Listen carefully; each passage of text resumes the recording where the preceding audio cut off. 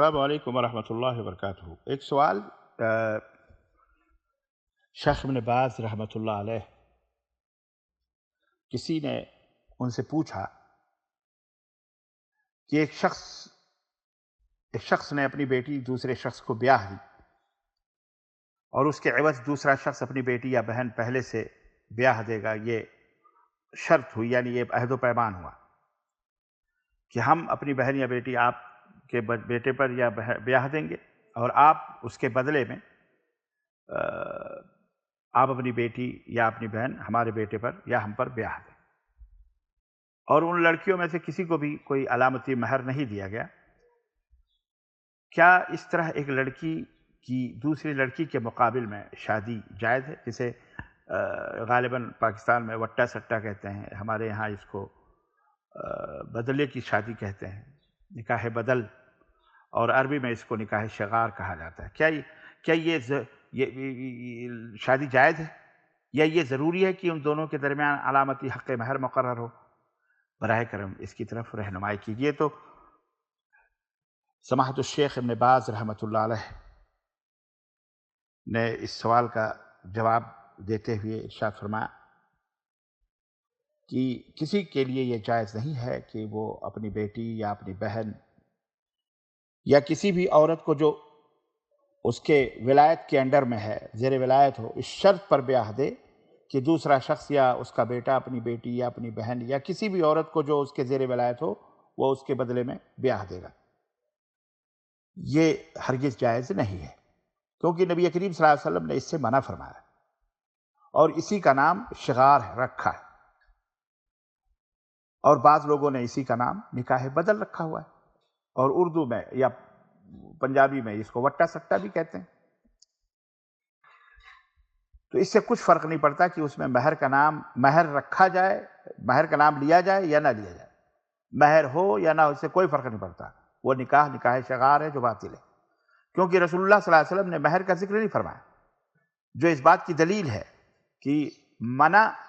آپ نے جو منع فرمایا وہ دونوں صورتوں میں منع فرمایا۔ ایسے سب نکاحوں کو وہ عام ہے، مہر کے ذریعے ہو یا بغیر مہر کے ہو، دونوں کو شامل ہے۔ اور اس میں علماء کے دو اقوال ہیں، ان میں سے صحیح تر قول یہی ہے کہ یہ جائز نہیں ہے، اور مسند اور سنن ابو داؤد میں جید سند کے ساتھ حضرت معاویہ رضی اللہ تعالیٰ عنہ سے یہ مروی ہے کہ امیر مدینہ نے آپ کو دو آدمیوں کے بارے میں خبر دی، تحریر لکھی کہ انہوں نے نکاح شغار کیا ہے، وٹا سٹا کیا ہے، نکاح بدل کیا ہے، اور دونوں نکاحوں میں مہر کا نام بھی لیا ہے،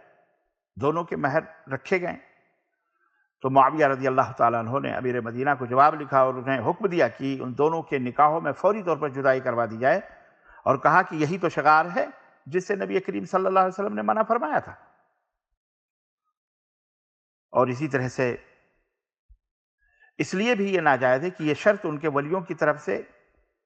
عورتوں پر ظلم کی طرف لے جاتی ہے۔ یہ شرط کہ بھئی تم ہماری بیٹی سے شادی کر لو، ہم اپنے بیٹے کی کر دو، ہم اپنی بیٹے کی شادی، یہ ظلم ہے۔ وہ انہیں ایسی بات پر مجبور کرتے ہیں جو عورتوں کو ناپسند ہے، جبکہ شادی میں ضروری ہے کہ عورت کی پسند کا خیال کیا جائے، لڑکی کی پسند کا بھی ولی کو اجازت ہے کہ وہ لڑکی کی پسند پوچھے۔ انہوں نے ان عورتوں کو خرید و فروخت مال تجارت سمجھا ہوا ہے، فروختنی کا مال بنا رکھا ہے، اپنی رغبت اور اپنی مصلحتوں کے مطابق جیسے چاہتے ہیں ان میں تصرف کرتے ہیں، اور لوگ فی الواقع ایسا کچھ کرتے ہیں، الا من رحم اللہ، مگر یہ کہ اللہ جسے چاہے، جسے محفوظ رکھے، وہ ایسی ناجائز چیزیں نہیں کرتے۔ البتہ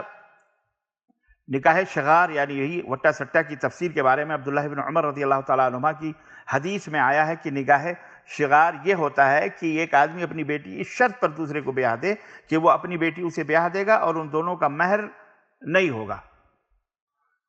تو شیخ ابن باز رحمۃ اللہ فرماتے ہیں کہ یہ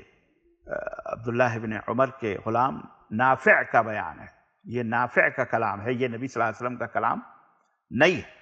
اور نبی صلی اللہ علیہ وسلم کی شغار سے متعلق جو تفسیر ہے، جو کلام ہے، وہ بہرحال نافع کی تفسیر اور کلام پر مقدم ہے۔ تو من جملہ یہ ایسی شادی جائز نہیں ہے، چاہے وہ مہر کے ساتھ ہو یا بلا مہر ہو، حرام ہے، یہ دونوں میں جدائی ہوگی۔ واللہ اعلم بالصواب، وصلی اللہ علی نبینا محمد وعلی آلہ وصحبہ اجمعین، والسلام علیکم ورحمۃ اللہ وبرکاتہ۔